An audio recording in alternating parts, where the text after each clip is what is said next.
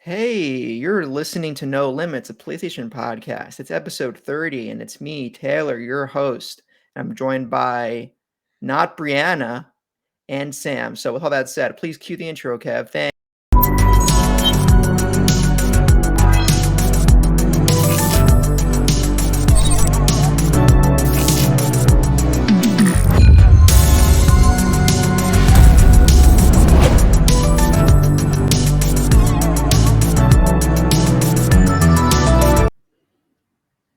Not enough dancing from you guys in the in between area, the backstage as we call it. Did the intro get cut off at the end, or is it just me? No, no, just you. I think Fine just on my my end. computer. Yeah, Yeah. Yeah, you're it's dying. okay. Rest in peace. Yeah, rip in peace. Anyway, hello everyone. Once again, my name is Taylor, and I'm joined by my co-hosts Sam and Kevin. Kevin decided to drop in today Hi, hello. because he's bored and he can't think of anything better to do than talk to some Sony ponies. So here we are. Bree's in Japan at the time of this recording, Mm-hmm. and she's having the time of her life, I assume. She been posting a lot of pictures in the Discord yet? I feel like she hasn't. Yeah, she She has. has. She's posted Okay, she has. tons. I just don't go to the photo channel. Yeah, Yeah. speaking of which, please join the Discord if you want to stay up to date on everything we talk about and daily community updates and news and all that jazz, just where we come to talk. And remember, you can find the video version of this podcast over on youtube.com/Save the Game Media every Tuesday. And while you're over there, make sure to subscribe to the channel. If you'd rather listen to audio, we are on all your favorite podcast services and would love it if you could leave us a review. It helps us grow and we would love any feedback. If you want to support us and get early access to all Save the Game Media content, head over to patreon.com/Save the Game Media and choose the tier that's right for you. Just like our current patrons did. Bucky Blue, Hopple, Alpaca Tom, Amon, Fabulous Brianna, Brianna's mom, Brianna's brother, Brianna's wife, Nikolai at Night, Cypher Primus, Brendan Myers, Marcus O'Neill, Lillian, Mimi J, The Snack Network, David Hotright, Dave Harp, and the Xbox Expansion Pass, aka Luke Lore. Thank you all so much. And please go over to patreon.com once again, Save the Game Media. Check all that out. You also get access to Patreon exclusive content every week, including post shows and the show I do where we talk about gaming, cooking, and fitness called The Leftovers, and a lot of other great stuff. And yeah, so with all that said, how we doing, guys?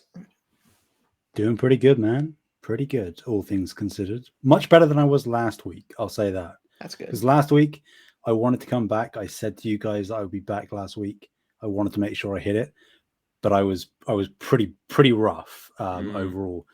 Still pretty rough as to be expected, but much better. That's great. My hands hurt. I've been moving this week. They were swollen, and I couldn't tell if it was like because I was out in really cold conditions moving things, or it was the using of Allen wrenches. And first, who's designing these things to build like home entertainment systems? We need a better system, all right? Because I do it all in one day. I'm on like the fourth piece of equipment I'm building, and my hands are just like bleeding. I'm like, I don't know. I don't even know where I'm bleeding from. I just look down, there's dried blood everywhere. I'm like, I don't know what's going on at this point, but I'm doing well. It's been a few days, moved in, all good. Do you have an Allen wrench kit, or is it just the Allen wrenches that came with the equipment? Just the ones that come in the box. What might help is to get a little Allen wrench kit that has all the different standard sizes in both metric and imperial. But also, if you don't hit your finger with a hammer, have you used a hammer? Little question for you there. What were you nailing together? I always hit my thumb because I'm like, it's like a little tiny thing, and I'm like, ow. I almost broke my finger like 2 months ago trying to reassemble the bike rack to put on the back of my car to take my bike home from college, and there's a part of the rack that you have to basically fold it out to get it to stay in position, and there are pins that you have to pull into position, and there's a lot of tension to get them in there because you want it to be sturdy. So there's a lot of mechanical tension when you try to position it. Mm-hmm. One of my index fingers, I think, got stuck, basically a pinch point, and I was like, while it happened, I'm like, there's probably like a 50% chance I'm about to break my finger. I was in horrible pain, but I was able to slide it out of there with basically no damage. But if that was if it was in there for much longer, I think I would at least lost a nail. So please be safe when you're assembling home equipment and goods, guys. It's Yeah. like, you ever seen those movies where they're like handcuffed and they're like, all right, I know how to get out of this. You just gotta dislocate your thumb and then slide it through. Like, It's so simple, no guys. chance that I'm doing that in any situation. Like, how could I possibly manage to dislocate my own thumb? Couldn't do What it. you need to do is you need to slice your palm open like I did with a Stanley knife, Ooh, and then use the blood to like lubricant. Exactly. That's what we do. No need for dislocation. Easy. You need Yeah. stitches, that's him, or sutures. What do we call Oh it? yes. Oh yes. Yeah. The Yeah. stitches, sutures in colloquial English. Hmm? I mean, You call it a stitch or a suture? I'm curious in England. it's like potato. It's like Potato, they're okay. both are used here. Okay. So All right. It's not a chips thing. yes, that's where it gets confusing. Don't bring up Right. fries. What? Right. What do you call kettle cooked potato chips? Kettle cooked fries. Well, no. If you're talking about right. If we're talking about the things that you get in packets and they're just like thin pieces of potato that Is are it crunchy, kettle cooked crisps? that's always Crisps, crisps. right. Okay. That's Right, always crisps, crisps. But those are chips, right? Yes. you? Yes. Right. Yes. Whereas fries for chips or you fries? are chips for us. Yeah. Yeah. But we Yeah. also have fries as a word. I think it depends on which you prefer. You just also, shun those people from UK society. Typically, chips tend to denote like chunkier fries. Like fries are like the really thin steak ones. fries. Stuff you get at like McDonald's and stuff, whereas the chips Yes. are like chunkier versions. Yes, I can get behind that because fries that I don't like. I'm not a shoestring fry kind of guy. All right, Neither am I, crinkle Kevin. cut suck. Okay, you need the I like big. the skin on too. Interesting. I can get behind that. This isn't a food podcast though.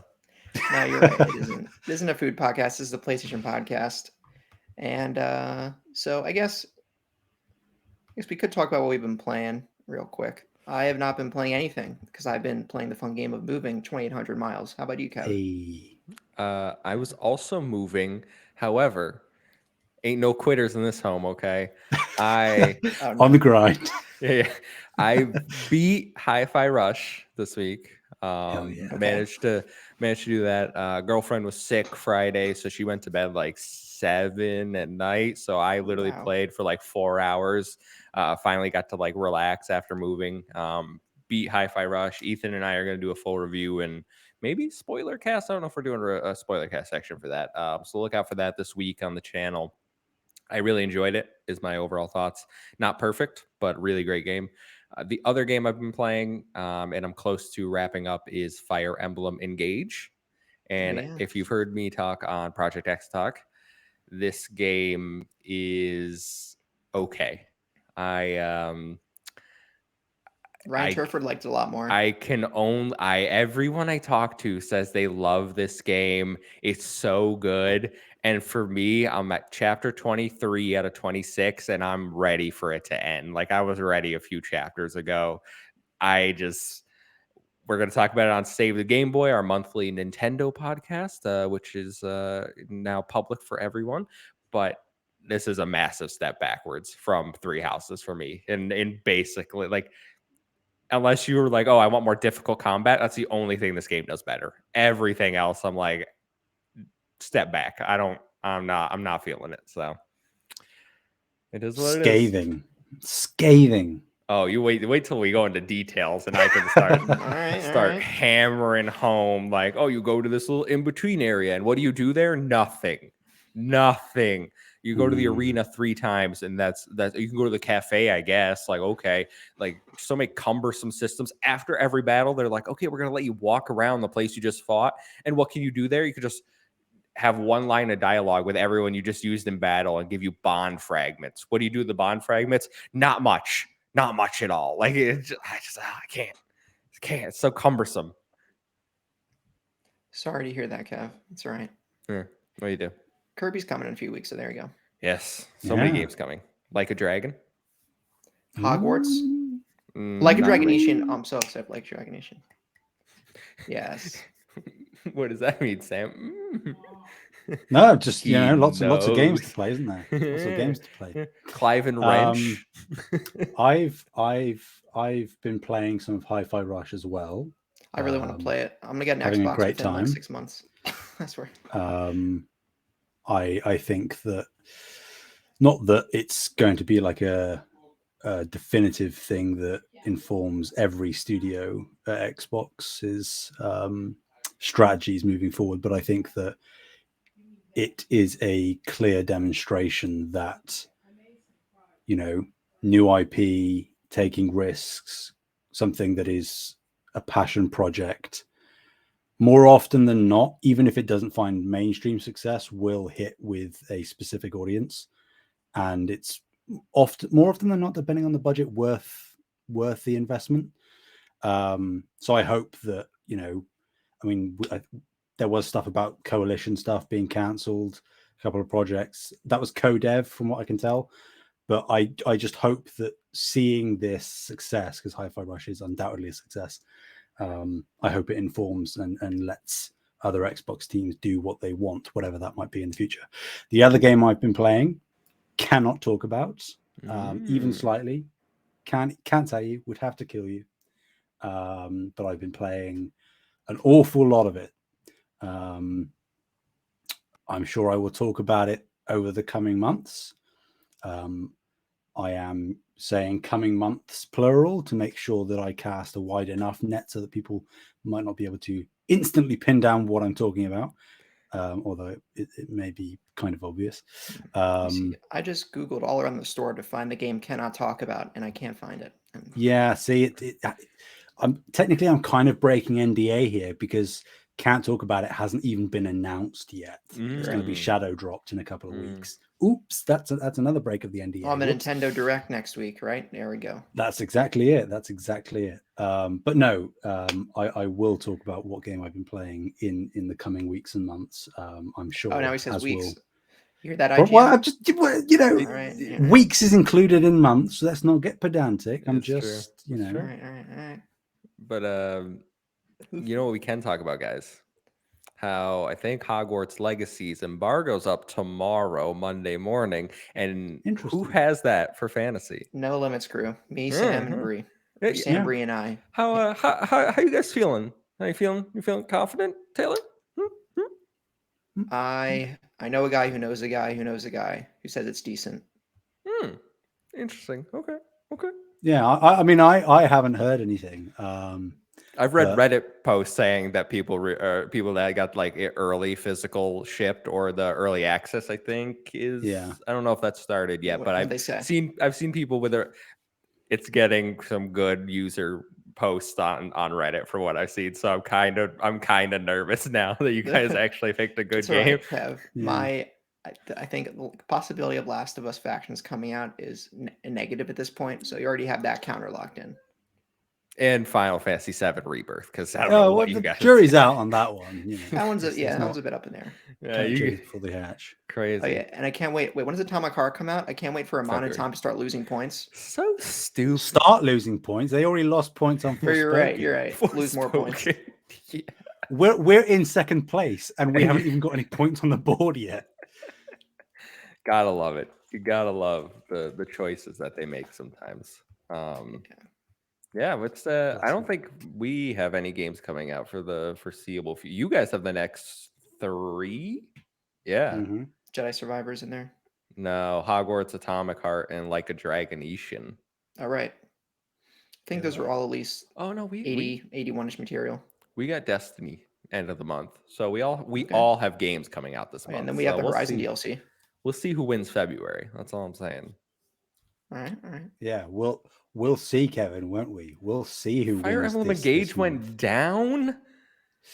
Oops. Do you guys lose points if an open credit goes down over time? Is it update real time? I assume. Yes. We don't. Yes. Yeah.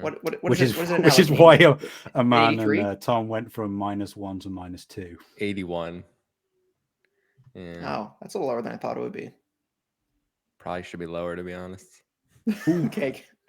Well, with that said, guys, let's get into the news. Unfortunately, it doesn't start the news does not start in a chipper way. Annie Wershing, who was the voice actress for Tess in the original Last of Us that came out in 2013 on the PlayStation 3, has sadly passed away from cancer. Annie voiced Tess, like I said, in Last of Us, and had a career spanning over 20 years. She was 45 years old. Sad. Sucks. Yeah. I mean, the one silver lining, and I know that Annie was as well known for a number of different roles, but if we're talking specifically about PlayStation and The Last of Us, one, she completed her character arc in the game. It's not like Tess as a character is still around and therefore she won't get to fulfill herself by completing that arc. But also, that it does count for something that she managed to see the show as well, to see the character that she brought to life, that is her baby, transition to another medium. I think that is, coming from an actor, that is extremely important. I think, you see sometimes with actors that pass away, or even if we're talking about like Stan Lee is a good example. Like, at least Stan Lee got to see Avengers Endgame. Like, of course, there are so many more important things than something overall superficial than that. But to see the fruits of your labor pay off in such a great way, it does mean a lot. So it's really sad that we've lost her, but great that she gave us what she gave us and that she got to see that her character will live on. Mm-hmm.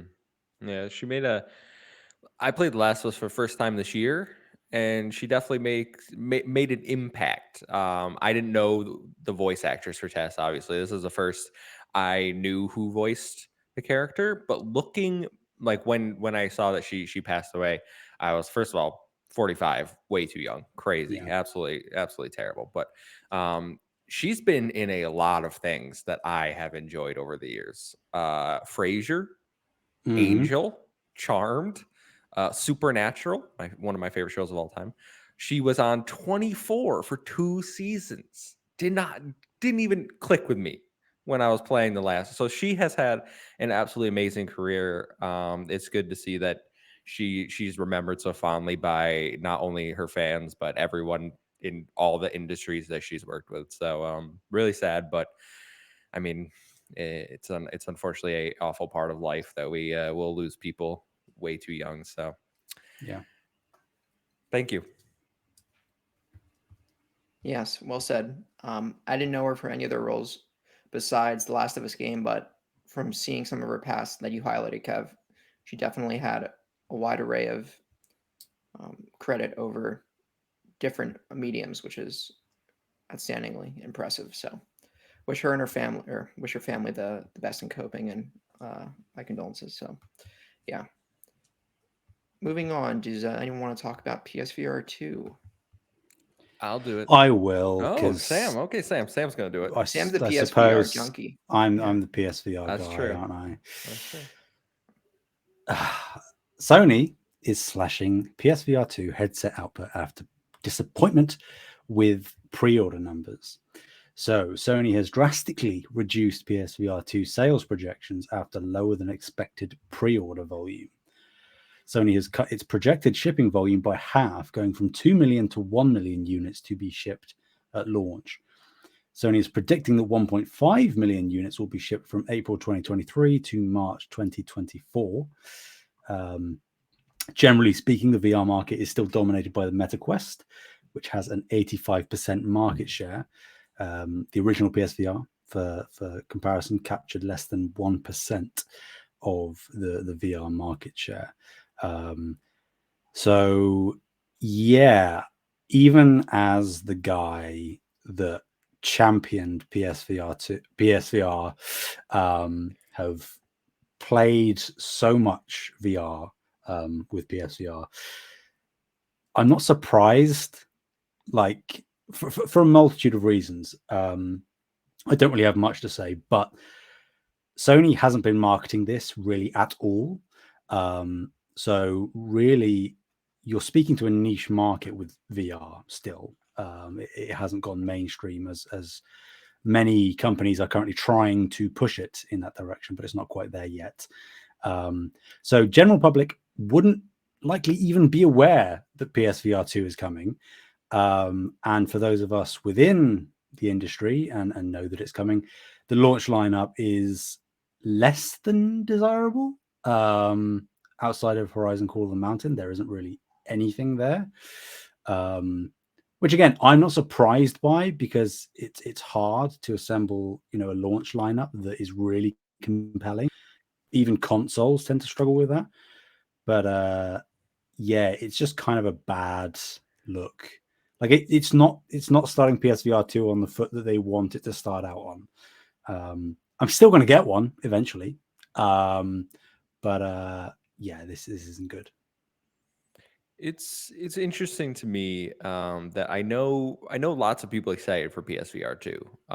Sam, I think you're the main one here at Save the Game Media, but I know Joseph Moran and over at the Trophy Room is really excited and finally got a pre-order for one. Our friend Ains over at Season Gaming, so I know people that are excited for PSVR 2. So when this came out, I was like, well, I'm not, as you're saying, not surprised. It's a very niche market.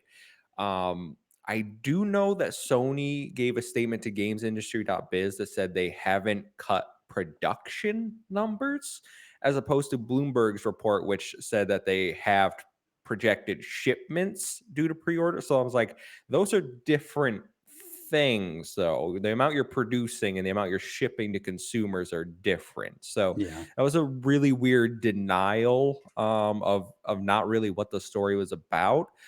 1.5 in a year, I think, is probably a reasonable projection, especially with the current economic recession that we're going through. Hey, it's not a recession. It's just, 2 inches away. Come on, Kev. sorry. See the pre-recession. I don't know whatever you call it. We're pre-ordering a recession. Yeah. Get that recession numbers up. Deluxe edition. It's one of those things where I think if they had more than really just Horizon, because I think that's the killer app they're banking on for right now. I think a lot of people want more, especially for the price point that they're putting this at. And maybe it isn't, hey, I'll pick it up, I'll pre-order it, I'll pick it up now. It's I'll wait and see if it's worth it when it comes out. Look at reviews, look at the games that are out for it. Maybe in a few months they'll have more apps that are worth picking it up for. Then they can up those numbers. So I think 1.5 is a reasonable ask. Obviously PlayStation, it pales in comparison to the PS5, right? They've sold 30 million PS5s, so barely any of that player base they're projecting to, because you need a PS5 to get a PSVR 2. So Yep. 1/30th of their install base will pick up their new product, which isn't looking great, but it also, again, what have they done to promote this? Blog posts that majority consumers won't even see. I remember being at one of the recent holidays, and we saw a commercial for the MetaQuest 2, and so people were like, "Oh, do you want that?" And I was like, "Well, it's like years old at this point, so no, not really." Because they're like, "Oh, Kevin likes games. Like, maybe I'll ask him about this." And I was like, "I'd play if I was going to get a VR. Like, PlayStation is coming out with a new one, and no one had any idea." Like, he's like, "Oh, I have the MetaQuest, but like, I have no like PlayStation's getting one." I'm like, "Oh yeah, they had one before, and no one had any idea that PlayStation even did anything like this." So it's really not like in my anecdotal evidence in the mind share of a lot of normal folks. Yeah. Yeah, I don't think I've seen on television. While you're talking, I was thinking about it. I don't think I ever saw a PSVR 2 commercial. No. All No, the I haven't PlayStation either. commercials I've seen have been God of War Ragnarok recently. I can't even say, in all honesty, I saw a commercial for the first PSVR. I definitely didn't. So I didn't it's know like, it was a thing for the longest time. Like, why? Again, you do have at least one killer app, so just do like a CGI trailer for that game, like you would any other first-party title, and then say only available on PSVR 2, and people are like, oh, what's PSVR 2? Google. But they aren't doing that. and they haven't had like a showcase, so we don't even know what games are set to come out post-launch. Like, yeah, okay, we've got this bundle of mediocre games and one killer app at launch, but like, and Beat Saber sometime. Yeah, at some point, which is again expected, but a really great game that needs to come there. But it's like, why not, like you do with your other showcases, say, hey, Santa Monica is working on a VR God of War experience, or Insomniac is working on a motion sickness inducing Spider-Man experience. That kind of thing builds hype and makes people want to pre-order, want to purchase one. But there's no reason to. Not even like Half-Life Alyx, which people thought was a shoo-in, was like definitely going to be there. That hasn't even been talked about. It's like, so is it just not coming at all, or are you holding that card for when you eventually do a showcase? Is there going to be a VR segment in that showcase when it comes? I don't know. Sony, I was thinking about this. This is crazy, and it probably won't net Sony a profit, but it'll get those sales up. All right, Super Bowl commercial, have it premiere. PS5, PSVR 2 bundle, $800. But then you'd be slashing the PSVR 2 price by a ton. Kev, you're muted. It would have to be way more. It'd be like bundle like a 1100. Yeah, for them to match the MSRP. I don't know. And Sony, putting 1100 on the screen during the Super Bowl isn't gonna get anyone excited. They're gonna be like, holy crap. Especially most of the commercials are for like $1 to $5 beverages and snacks, you know. But I think that it would be quite the left field play. I do think the Super Bowl commercial is a good shout, because that's like one of the biggest marketing events of the year for the United States anyway. I don't know what it's like in other countries, if anyone even like it's on in the middle of the night over where Sam is, right? Like, who actually it's staying up to watch it. But what is the biggest marketing event of the year in England? Is there a holiday outside of the Christmas season? No, because we don't do like Thanksgiving. We don't do Independence Day. Obviously, we don't do anything like that. So it's like Boxing Day. Outside of the conventional holidays that everyone has, it's like we don't have anything. So you might as well just put it out on any random Wednesday. You know, it's like it doesn't matter here. Yeah. Most people here wouldn't care regardless. So we gave you guys Black Friday, though. You're welcome. Yeah, I'm not sure that's something I want to be thankful for, to be honest. Consumerism. Yeah. All right. On that note, moving on to the third story here. Is this a real story? This is a real story. Actually, I'd like to read this one. Bree added it, and as someone in the world of science and engineering, I think it's a bit alarmist, but I want to mention it if people are getting too bent out of shape over it. This is a bit offbeat, but I'm just including this because Bree would have loved to read the story. So, in real life, outside of The Last of Us, dangerous fungi are spreading across the United States as temperatures, or as really global temperatures rise and climate change ensues. For some background, fungi cannot survive the human body. The human body average temperature of 98.6 degrees Fahrenheit, which is about 37 degrees Celsius for people using correct units, according to infectious disease experts. And as temperatures rise globally, some of these fungi may be adapting to the heat stress, including within humans. Climate change may also be a contributing factor for different fungi to expand their geographical reach. And deaths due to fungal infection are on the rise in the U.S. The Cryptococcus fungus strain, which largely affects immunocompromised folks, is prone to extensive genetic mutation when exposed to warmer temperatures, according to Asiya Gusa of Duke University's Molecular Genetics and Microbiology Department. So this is just one strain mentioning here, but there has been an increase in fungal infection and death due to more adaptations to rising temperatures. And with The Last of Us TV show out, there are some people saying, "No, we're one step away from turning into dust," or something like that. And this reminds me of the alarmism, where it's like, guys, this is the year the meteor from outer space comes and does the new dinosaurs. I'm like, yes, this is happening, but please don't clutch your loved ones too close for this. We already have COVID to worry about. All right. How much toilet paper do I need to go buy, though? All right. All of So, it. well, Kev, you All of said it. you discarded unintentionally 2 rolls of toilet paper into the toilet. Yeah. Is this recently? Is this true? I went to grab.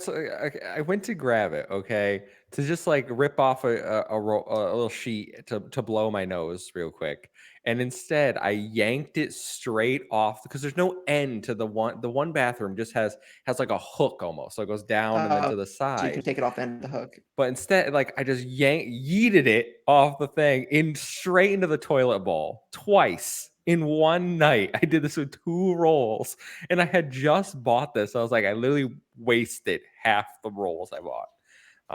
So that was a good time. But yeah, fungi. Let it. I'm ready. I'm ready for the fungal overlords. Did you guys see this? Did you guys see that SNL skit that came out with Mario Kart and Pedro Pascal last night? Yeah. Toad. No, We what can is all be this? we could Goomba people running around there. They're like they're like, what are those? They're just like they're fungi that have come to life and they have shoes for feet. And I was like, what the hell is going on?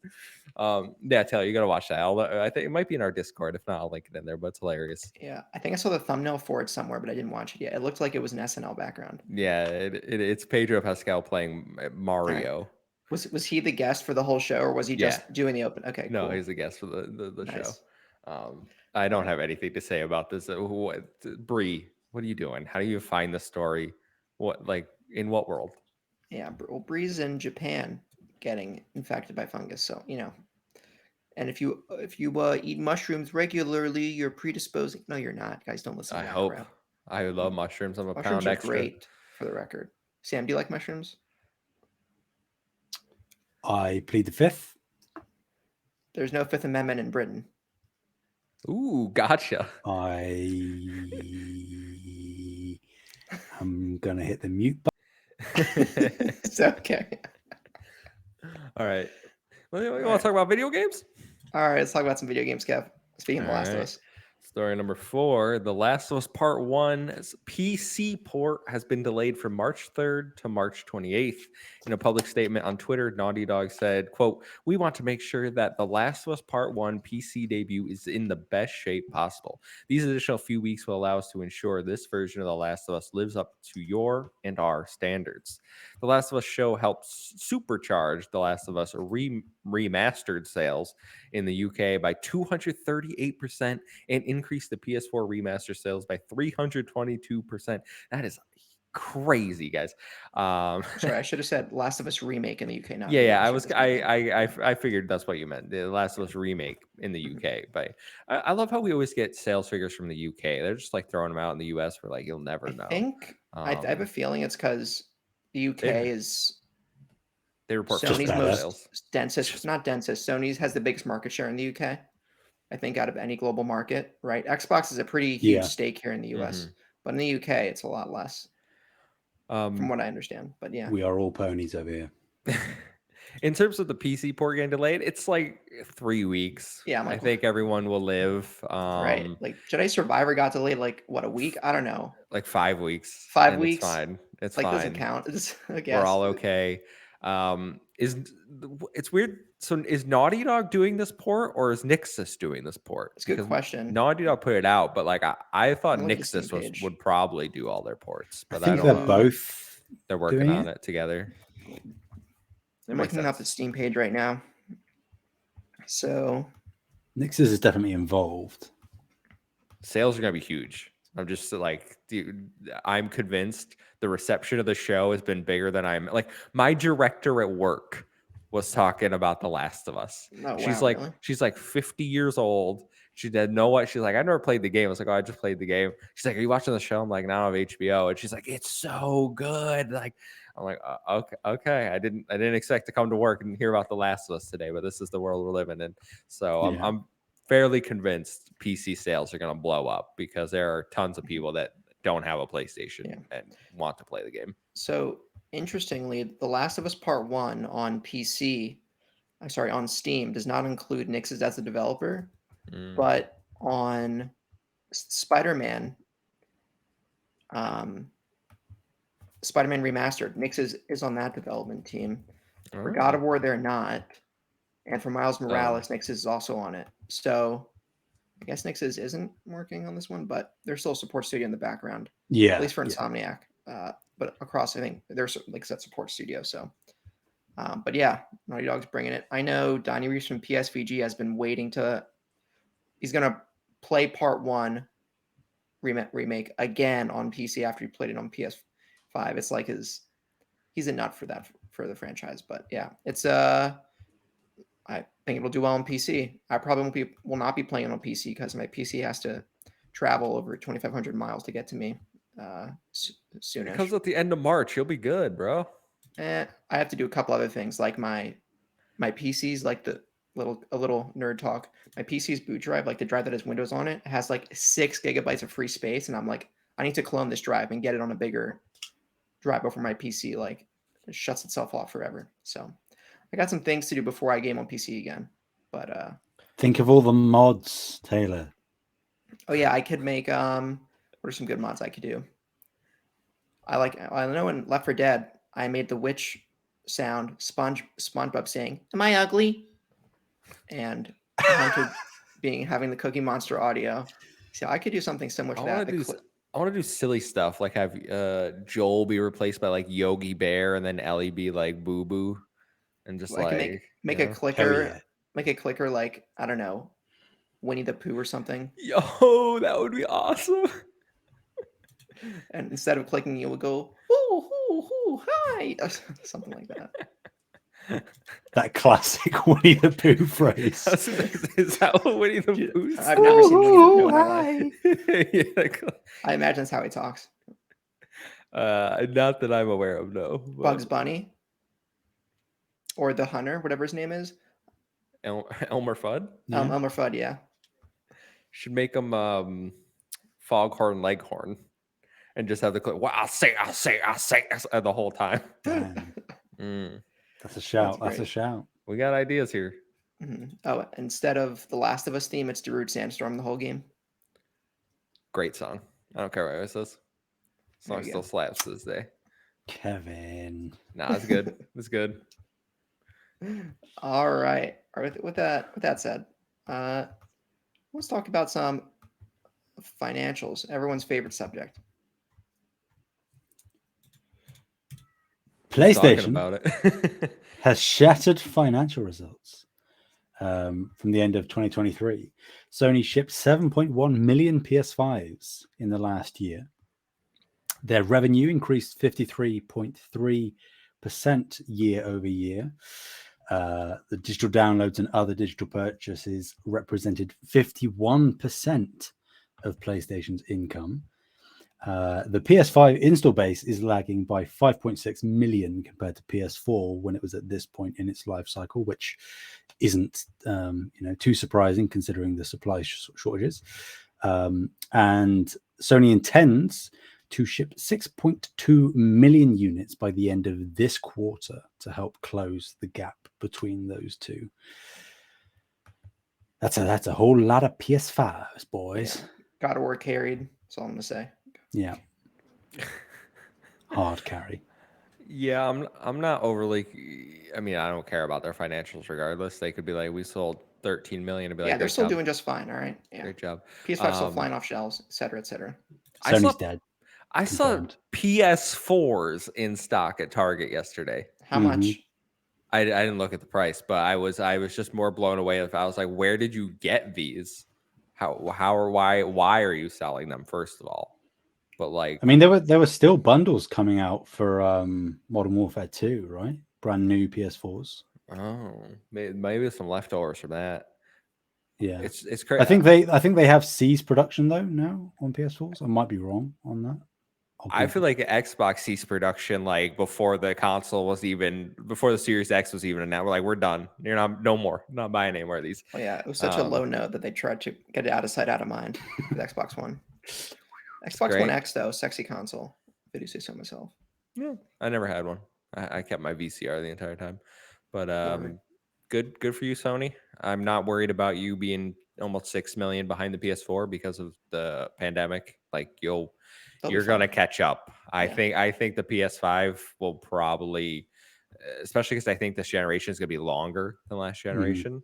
I think they'll probably end up near or even more than the PS4.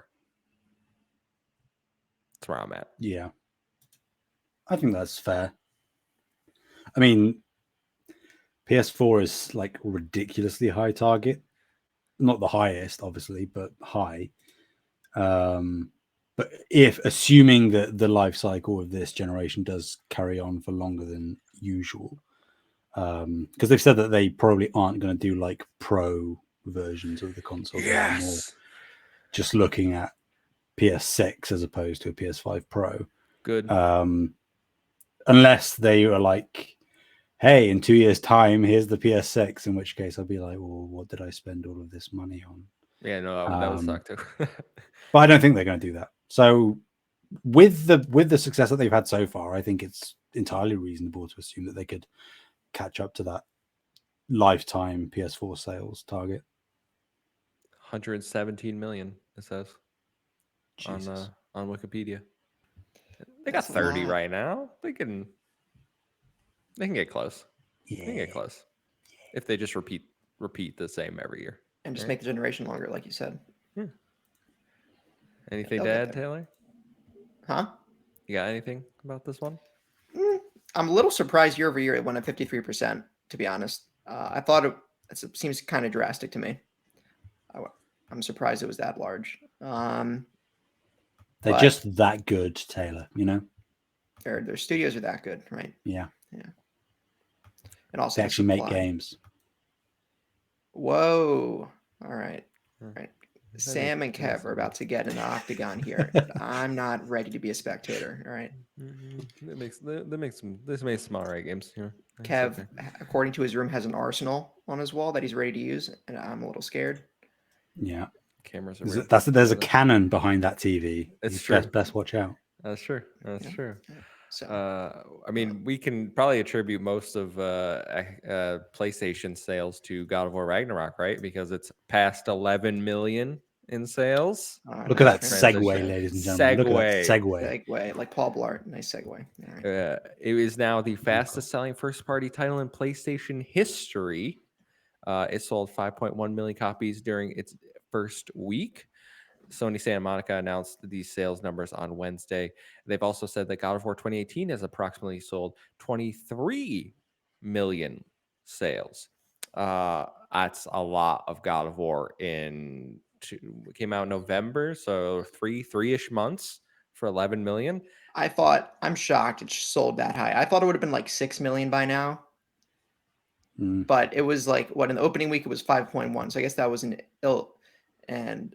ill-informed guess. But 11 million, I still thought it would have been less than 10. All right. By this point, that's nuts. It's doing very well. As anyone that listened to the review knows, I think 2018 is better, but that's neither here nor there. After thinking about it for a while, I might agree. I think Ragnarok is an excellent game. I just wanted a certain person to die at the end of Ragnarok. That didn't happen.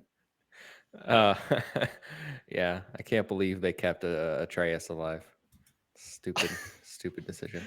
Yeah, it's almost like another game had the balls to kill off a young male character. Whoa, Sam. Whoa. I guess I'm trying to think of this reference. Spoilers. That's all we're saying. We're moving on. Oh, wait. Yeah.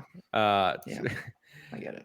But you know what's crazy is when you're like, 11 million sales in 3 months is impressive, and it shows that Ragnarok is clearly everyone bought into the hype and the reception, the review scores. But then you look at Pokemon Scarlet and Violet, and they did 10 million in 3 days, and it's like it's a completely different ballpark over there, right? Like what is going on? The nostalgia market, the market share. Sorry, should the amount of consumer appeal so much higher for Pokemon. Like, there are people buying this game for themselves to play, whether you're 5 or 45. Right? People all want to play the game, and that's like it's the Nintendo Switch effect. It's also the Nintendo effect, the family-friendly effect. But Pokemon's just unreal. But it shouldn't take away from Ragnarok's success, and I don't think they have any plans for DLC like the first game. But I don't think so. I think the director said they weren't doing DLC. Good. Because they'll just I mean, call it doesn't need it. I would say they'll just call it God of War 3, baby. Let's go. Oh, All right, God of War 3 remastered. Yeah. I mean, but to be fair, that this is obviously not that there was any doubt ever, but that obviously God of War, there is going to be another God of War. But not in the Norse Saga. This is the end. The Norse That's Saga. fine. Yeah, without the Norse Saga, but like Take it to just Egypt, because guys. Come it's on. the end. I mean, even within the storyline of the game, it's very clear that there is still a path to be followed down. They got in they terms got of fuel from the narrative. tank. Yeah. But with these sales, similarly to speaking about The Last of Us having huge resurgence in sales, and we talked about it recently of like, will they do a part 3? They're going to do a part 3. If it's called part 3 or not, don't know, but probably. But with sales like that, there is just no way that Sony would leave that money on the table. Doesn't mean that the sequels to these games are coming like immediately, not necessarily, but they're going to come a damn sight faster than they would have if the game had only sold mediocrely. So if you're a fan of either of those franchises, be happy. I'm okay with God of War taking a break until like the PS6. Oh, yeah, me too. 100%. Same with like Naughty Dog. It's like, yeah, I love Last of Us as a franchise, but go make something else, then come back. I don't want you to just be pumping out God of War games, because last thing I want to happen with either of those IPs is for it to become stale in one way or another. So yeah, let it breathe. Yeah, we don't need more Uncharted either. Just saying. No, I'm with you. Come on. Taylor, you want Uncharted? Yeah, I'll take no, we it. Let it die. All right, so Discord integration is upon us on PlayStation. Like we talked about in previous months, rumored and then confirmed that PlayStation Discord or Discord integration with PlayStation was coming, and this time we know it's for sure. In the 7.00 beta update for PS5 includes full Discord support, the ability to stream PS5 games, as well as 1440p VRR variable refresh rate support. This comes to us from Cameron Koch at GameSpot, and yeah, I'm interested to. I don't think I got a beta code, but this will, like the betas go, usually a month or two after the beta is introduced to beta testers, it'll go live for the general public. So I'm interested to see how Discord integration goes. Kev, hasn't Discord already been around on the Xbox side? Yeah, we've been living good over on the Xbox side for a few months now. All right, Discord is pretty good. Okay, let me tell you. So it's great. Okay, so you just click join Discord, and then it shows you every voice channel currently available in like the Discords to you. So when I was doing playing with Carpool Gaming for their Saturday night game nights, I just saw it appear and I clicked, and then boom, I was talking to Sean. There's no like text channels or anything. It's just voice channels, but it worked flawlessly. It worked great. I didn't have to go to my PC. I could do it with my headset for my Xbox. PlayStation needs this dearly. Like the sooner this gets out, the better, because I absolutely despise PlayStation voice chat. Like I don't use it that often. When I do, I'm like, this sucks. This is not good. Getting into it, first of all, is like annoying. Like why someone can join my party even if I don't have a existing party. Like I just don't get it. Like I'll just tell you like when me and Kyle play, he'll just say, Kyle joined your party, and I was like, I don't have a party. What's there to join? Now I gotta go do this. But yeah, great. Looking forward to it. VRR, awesome. I love my VRR on this nice OLED back here. Good to see it'll support 1440p because my TV can do that as well. So great news. All right. Yeah. So yeah, I don't think I have nothing much else to say. It's good news, and it'll get to the rest of us shortly. So yeah, and we have a couple other ancillary stories here. But yeah, I can do 8. I'm doing 8. Okay. Just jumped in. I'm doing it. I haven't even read what 8 is. Oh dear. The PlayStation Plus collection, everybody, is leaving on May the 9th of this year. So if you redeem the games before it leaves, it's saved to your PlayStation account as long as you have an active Plus subscription. So go just add Indeed. to library, on your PS app on your phone, and There you'll be is good to no go. reason to not redeem every single one of these games. Like Bloodborne, Kev's favorite. Yeah, one of the best games ever made. Don't shake your bloody head at me, Kevin. It's something when I opened my play. I think it's the last game I played on PlayStation. But I'll open my app and it'll just tell me like 0 trophies because I didn't earn any trophies in the like 8 hours I played that game. Disgusting. It's impossible. Game broken. You know, Kev. You know what you got to do. Unfortunately, you got to get good. Get good. That's how it is. I'm sorry. Don't know what to say. Did you ever beat Gascoigne? No, he's Cleric impossible. Beast? No, I didn't beat anybody. Okay. I could beat up the little enemies walking around, but once you get to a boss, it's like there's just not. Bree is like, go get this item. It'll make the boss fight easier. And then I was like, okay, I'm gonna go get this item. Is it the music box? Yes, I got the music box. The music box, if anything, makes the boss fight 1,000 times harder. Why do I want him in his beast form earlier? That is the hard part of the fight. I don't get it. No, you use the music box sparingly every minute or so you get those frames where he's caught in that animation of being like, no, the noise. Except sometimes you use it and he just is like, I'm gonna fuck you up still. I'm gonna ignore everything. I mean, yeah, that's the point of a Souls-like game, but you take what you can get, Kev. So even if it's a couple of seconds, take it. So you had no problem with the regular enemies around Central Yharnam Lamp, but you must have run into one of these enemies that are huge with an executioner sword and a large axe, no? Yeah. And that guy was fine too?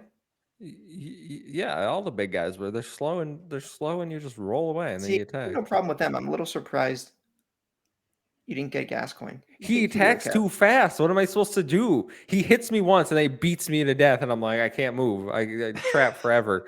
Or like when he's in his when I do use the music box, he's like, oh no, I can't even get over to him by the time it takes the effect to wear off. I'm like, I don't get the point of this. What was your starting weapon? The axe?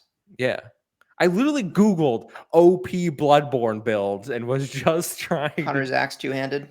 Yes, and it's a great moveset. Do it. But I mean, if you're a newbie like you, Kev, you should have probably just gone with a sword cleaver. To be honest, Saw cleaver's a great weapon for the whole game. That's what I did my first playthrough. Also, the whole game just use a saw cleaver, and it was great all-purpose. The gun. What? Yeah. They're like, oh, it's a parry, and I'm like, I don't. What? In what world? Yeah, you shoot them just as they're about to perform an attack. Then they go down on one knee. You go in and do a visceral. Easy. I can't. I shoot and he's like firing off like Yosemite Sam. Can't aim like his blunderbuss. Yeah. Doesn't even know where he's shooting. I'm like, what are you doing? He's right in front of you. Shoot him. Yeah. Anyway, you don't need to redeem that game. There's some other good ones in here though. No, please. Persona 5 not royal. No, Persona 5 got taken out. Yeah, that too. Yeah. Wait, what? That's true. Okay. That's true. Persona 5 isn't on there. That one left a while ago. Final Fantasy 15, I think, is in there. Yes. Yeah, that's that. But that's not. You don't need that one either. It's not a good. Resident Evil 7's in there. That's a good one. But yeah, people were like kind of freaking out about this, and I'm not entirely sure why.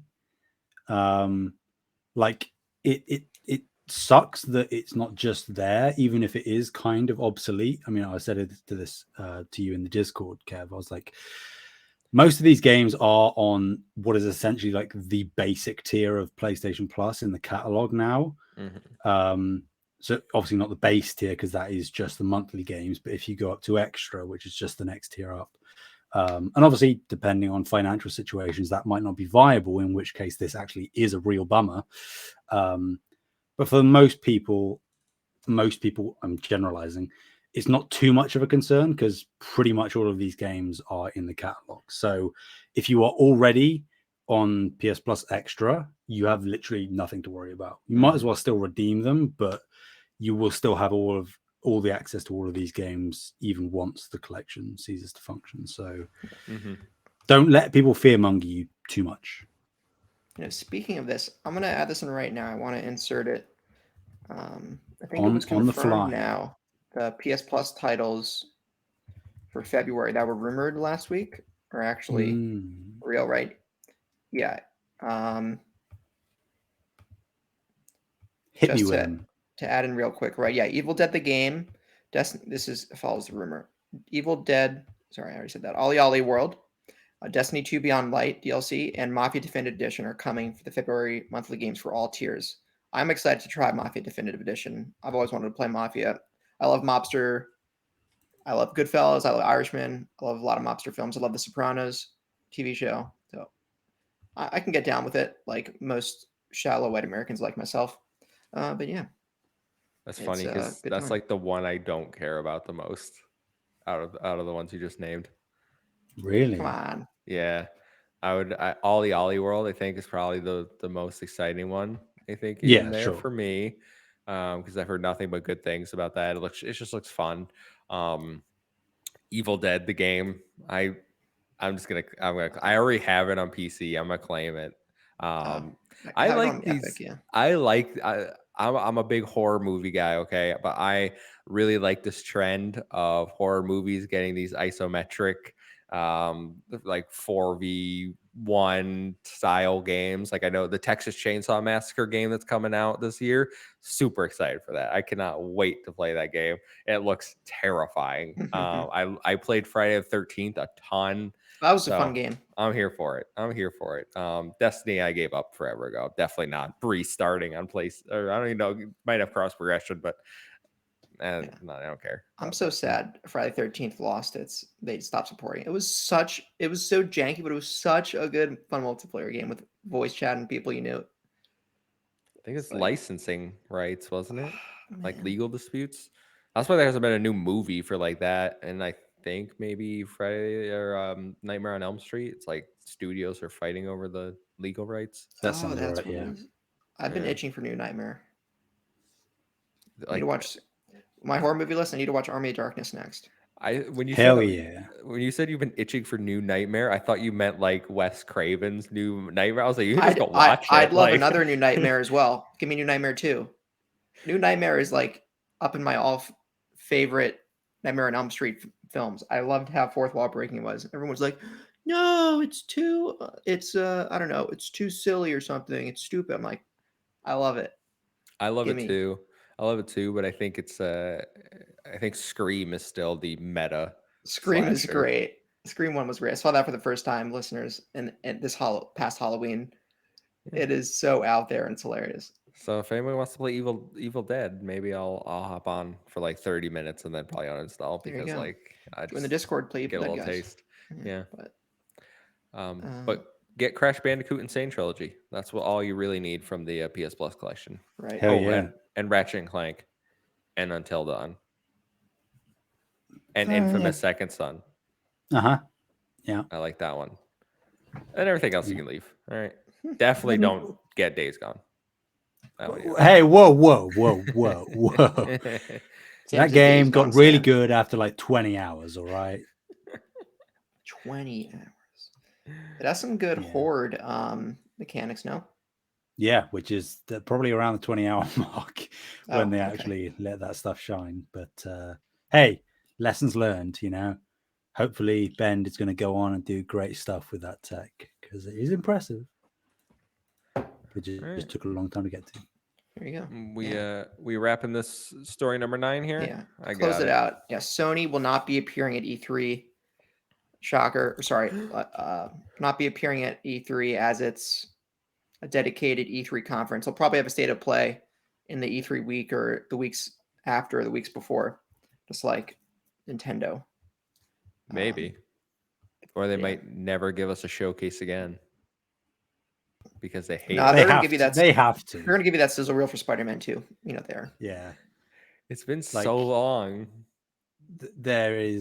We don't know what is anybody working on. What we know Spider-Man 2, we know Wolverine, we know Last of Us Factions. Ghost of Tsushima Everything sequel? Else. Horizon multiplayer. That's true. Ghost of Tsushima sequel? Is that not confirmed? But that's just I mean, it's all but confirmed, but it hasn't been outright confirmed. Horizon remake. Yeah, that's Is that really the coming? Yeah, man. Hopefully most not, worthwhile but effort thing there. Yeah, yeah. Mhm. That's worth I it. At don't least Gorilla isn't the one doing it. Yes. That's the one relieving factor about that they aren't taking up their specific dev time to go back and do something that is honestly Unnecessary. probably the most redundant thing that has ever been done in terms of remake or remastering. But yeah, it's about time. So not shocking that they're not at E3 because they haven't been since. I was gonna say, I 2019. saw IGN break this news, and we talked about this on X. I was like, Xbox hasn't been at E3 for they're just across the street. Nintendo hasn't been at E3 for years. PlayStation hasn't been at E3 for years. Why would it suddenly be a big deal? Like PlayStation, literally before the pandemic, was like, "We're done with that. We don't care about E3 anymore. We're gonna do our own thing." I just really don't understand why anyone cares. It's all going to be condensed into like a week and a half of just digital events anyway, and then you can have E3. But if E3 is like, oh no, I don't know what to do, like you're just going to turn into like a PAX event, really, is what you're kind of going towards, because everyone's realized we can save the $100,000 buy-in cost to E3, put on a digital showcase, and you're just going to have to live with that. Like, just we already have PAX East, PAX West. There might be a PAX South, I don't know, but you're just going to have another mini conference with AA and indie games, and that's fine. All right, it's a new world. E3 ain't what it was. We ain't got Adam Sessler on the floor, and even if he was, I don't think anybody would want to go, because I don't know what happened over there. Yeah. Adam. He's well, like deranged now, guys. I'm a little worried. I've seen his tweets. It's no bueno. There's anyway quite a few twit longers. That should give you all the information you need. But yeah, so PlayStation is not going to be at E3, and I don't really care because, like we just said, they're going to have their thing. Everyone's going to have their thing. Although one thing I wanted to point out, I guess it's about Xbox E3. Xbox says, "Oh, we're not at quote E3, but we're going to be across the street, and if you have tickets to E3, you can have like entrance to our show." Is it? Xbox is all but at E3. Let's be honest, right? Yeah. Which is why the story's dumb. Yeah. But yeah, so if you guys want to spend, a few grand on a trip to LA to go watch E3, let me know and make it happen. Maybe. Don't encourage that kind of behavior. I already have to spend probably $1,000 to get to Extra Life this fall, so I have to set that aside. Ooh, yeah. I have plane tickets, guys, from like 3,000 miles away from Extra Life. Not cheap. And it'll be worth it though when we hit $10,000 for the kids. Oh yeah, at our new undisclosed venue that at least still hasn't told us about. It's months away. It'll be okay. Oh, it'll be fun, yeah. But anyway, moving on to our last little. Finish the news over here, and give a disclaimer. Spoiler alert from this point on. 1:03:25 on in timestamp. 1 hour 23. Or 1 hour 3 minutes 25 seconds. That talk about Last of Us episode 3 that Kevin didn't watch, but Sam and I did. Kev, do you mind if we spoil the episode for you? I assume social media has already spoiled. Actually, you know what's funny? I saw someone clip out Ben Shapiro, awful human being. I'd have to make that clear, but he was complaining about this episode. And what was he complaining about? Take a guess. What do you think he was complaining about? I mean, yeah, that there's two men and it's MLM. That it was two gay dudes, and he says this episode didn't make any sense. It didn't advance the plot forward. It was just gay people to be gay. And he also threw some jabs, and he's like, I haven't played the games because I'm an adult. And I was like, I fucking hate this dude. He sucks so much. Why does he have an audience? But that's kind of. I mean, it was Bill's episode, right? Like I assumed him and Frank. Oh yeah. In the first game, Frank isn't. Well, you played it. Frank is never introduced to us past a note. Well, he's hanging around. All right. Maybe It was right there. He took the bait. He's right there. All right. I was Kevin. He almost maybe has what a little runner just going around. Actually, something the show never. Anyway, backing up, I thought it was a great episode. I loved what they did with Bill and Frank and gave some exposition that the game hinted at, and they went fully in depth. There was the amount of sexual tension in that episode before they hit the piano. I'm like, I could hear a pin drop. Mhm. They did it. Actors Nick Offerman and I'm not sure the name of Frank's actor did an excellent job portraying that in body language. Who? Murray Bartlett. Murray Bartlett. I just said it in a British accent. Goddamn. I'm rubbing off on you. That's what I'm doing. Yeah, rubbing off on me. But I thought it was excellent, and I loved the little not collage. Montage. Montage, yeah, montage is the word of Bill's traps going off, him making some steak and veggies, just totally owning his town and getting everything together. Like he still had running water, was powering his house with a generator that he got from somewhere else. Bill is the prepper, doomsday prepper gone right. But then a lot of doomsday preppers watching the show are like, wait, he's gay too? That doesn't make sense. How could this be? But it was great seeing him and Frank's relationship develop and Bill's relationship with Joel, getting that fencing. Oh yeah, when in the first game, Joel talked to Bill and he said something about "you owe me." Mm-hmm. I think that was for what the show describes as Joel for a couple of things. Joel giving him the tip that they're going to be raiders that come one day, and also the aluminum fencing for Bill to reinforce his town. Yeah. But yeah, it was my favorite episode so far by a large margin. Yeah, I think I'd agree. For different reasons than why I loved the first two episodes. It's very much a self-contained story more so than the other two episodes. I am fine with the changes that they made in terms of characters and how they meet, things like that. And I guess the events that happen in terms of Joel and Ellie's interaction with Bill.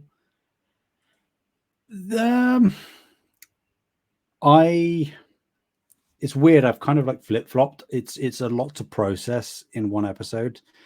Quite emotionally affecting as intended.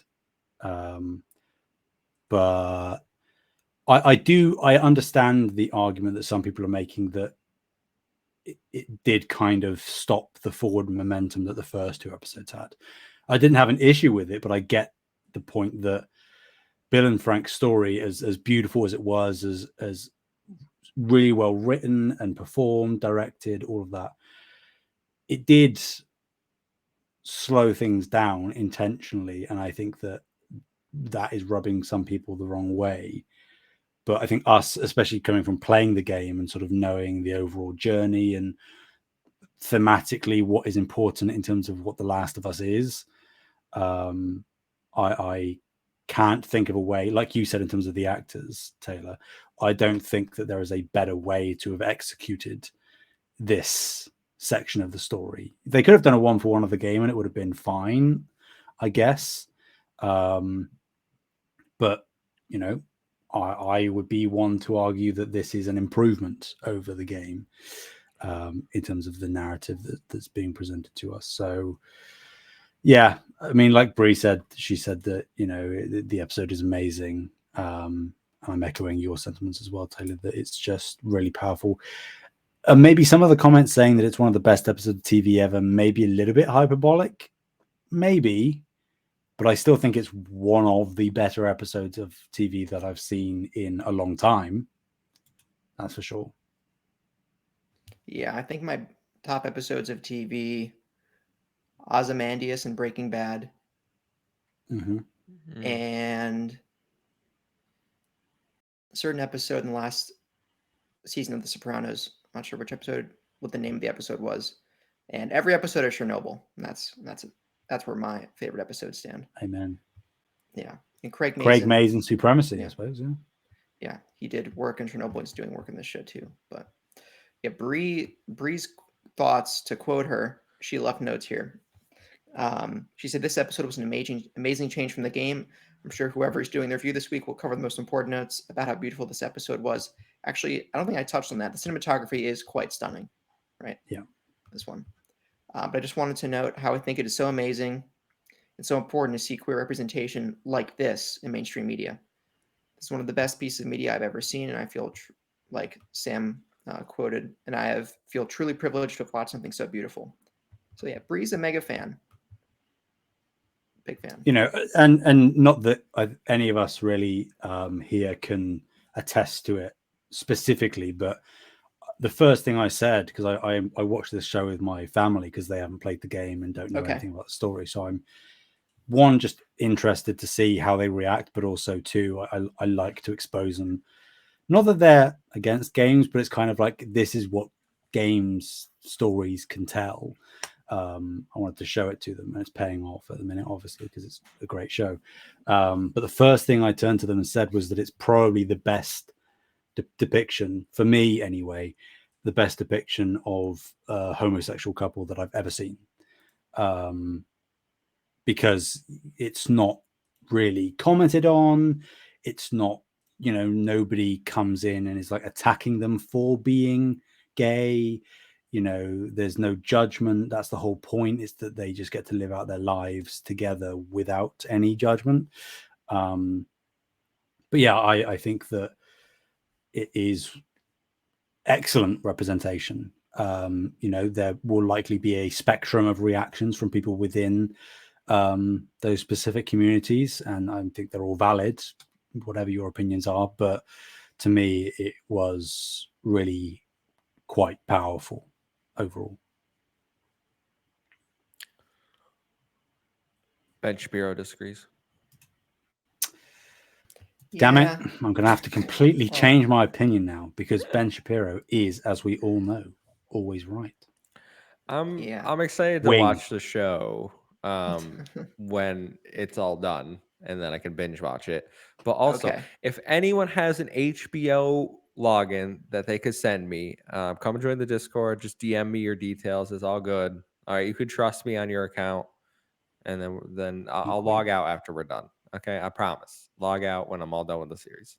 I'm just $15 a month, HBO. You have the audacity to think your content is worth $15 a month.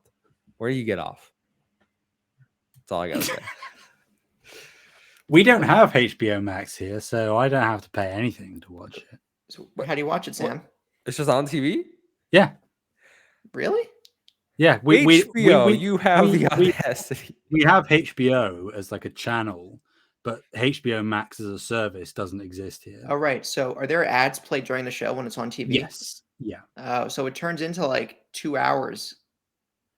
An hour show with ads? But it typically runs a bit over an hour for most episodes. Well, yeah, it's what the rule of thumb: 33% of the runtime is used as ads. Yeah.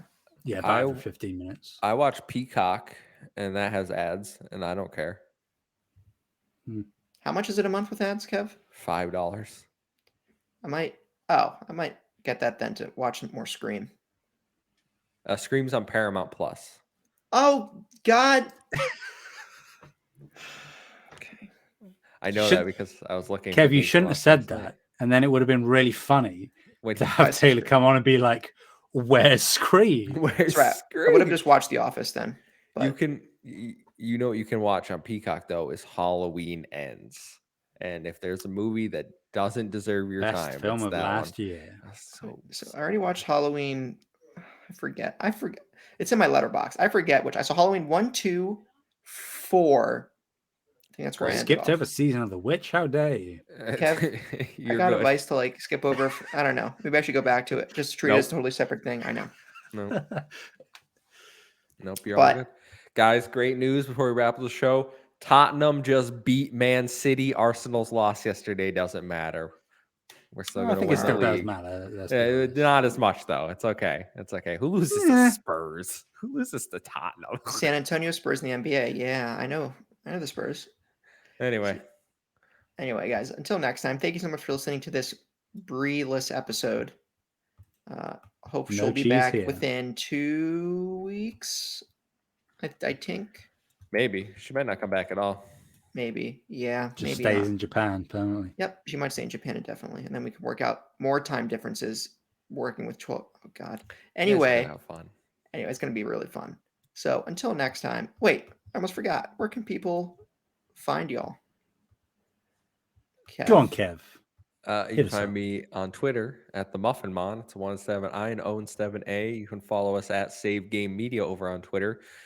Stay up to date with all the latest videos and everything we're putting out, like every single day. Thanks. So Look Awesome. at that PR talk perfected. Sam. Whew. He's got that line memorized. it's true. People can find me on Twitter at Sam Heaney. That's Heaney. Awesome. And you can find me at on the Discord. And once again, you can find us this VOD and all our other content on youtube.com at Save the Game Media and our Patreon and Twitter Save Game Media, like Kevin pointed out. And until next time, guys, thank you so much for listening. And bye-bye. See ya.